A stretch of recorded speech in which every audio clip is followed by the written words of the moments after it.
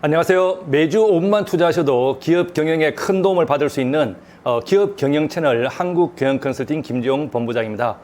매년 7월이 되면 다음해 세법 개정안이 발표가 되고 9월 정기국회에서 여야 합의를 거쳐 확정이 됩니다. 그래서 이 세법 개정안을 보면서 내년도 기업의 방향이나 법인의 이익잉여금 환원, 가업성계, 주식 등 자본 관리를 어떻게 할 것인지 계획을 수립하기도 합니다.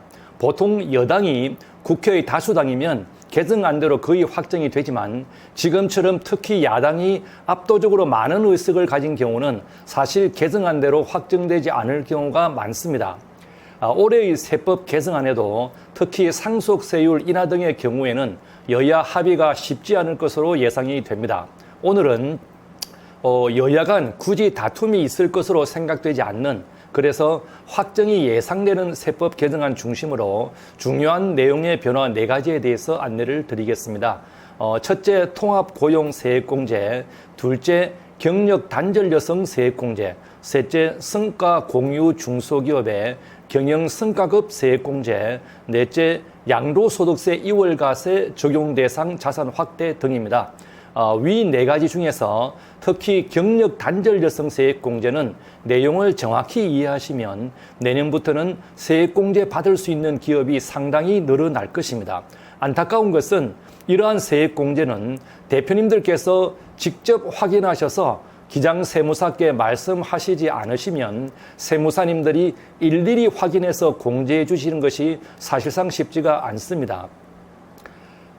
고용증가 세액공제는 요즘 워낙 많이 이슈화되어서 적용해 주시는 경우가 많지만 경력 단절 여성 세액공제, 육아휴직 복귀자 세액공제, 성과 공유기업 성과급 세액공제 등은 기업에서 대표님들께서 확인해서 말씀해 주지 않으시면 공제받는 것은 거의 불가능하니 꼭 확인을 해 보시기 바랍니다.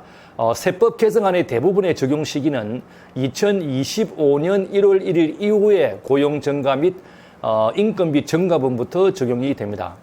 통합고용세액공제는 어떻게 분석되나요? 네, 2022년까지는 전년 대비 연평균 고용증가 시에 인당 세액공제와 사회보험료 증가분에 대한 세액공제로 2가지로 구분되어 있었는데 2023년 결산부터 이 2가지를 통합하여 통합고용세액공제로 개정되면서 공제 금액의 상향이 있었고 2023년, 2024년도는 기업에서 유리한 쪽으로 선택할 수가 있습니다. 그런데 이번에 다시 개정이 되는 것으로 발표된 것입니다.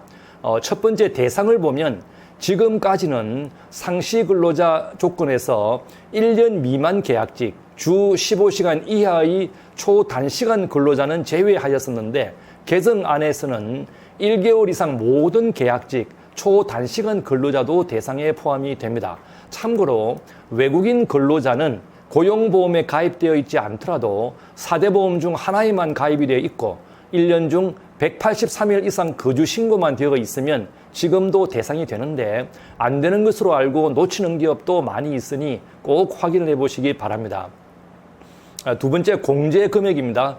지방의 경우 청년, 장애인 60세 이상, 경력 단절 여성 등은 인당 연 1,550만 원씩 3년, 그 외 상시 근로자는 950만 원씩 3년간 공제를 받고 사후관리가 2년이어서 2년간 유지되지 않으면 일정 비율만큼 환수가 되었습니다.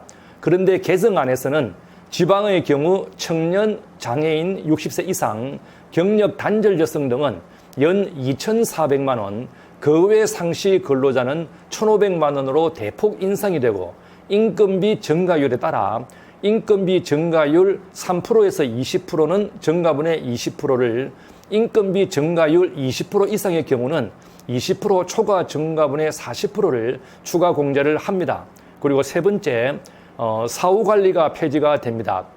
지금까지는 3년간 공제되는 대신에 2년간 유지가 안 되면 환수가 되었었는데 개정안에 의하면 사후관리가 폐지가 되고 계속 고용인원 유지 증가 시에 1년간 추가 공제가 됩니다. 경력 단절 여성 세액공제는 어떻게 개정되나요? 네, 이 부분에 대해서 정확히 알고 계시면 내년부터는 해당되는 기업이 상당히 확대될 것이라 생각합니다. 첫 번째, 공통 조건으로 보면 여성이 전 직장에서 1년 이상 근무 후 결혼, 육아 등 사유로 퇴사를 하고 2년 이상 15년 미만의 기간 동안 실업 상태에서 다시 취업하는 것입니다.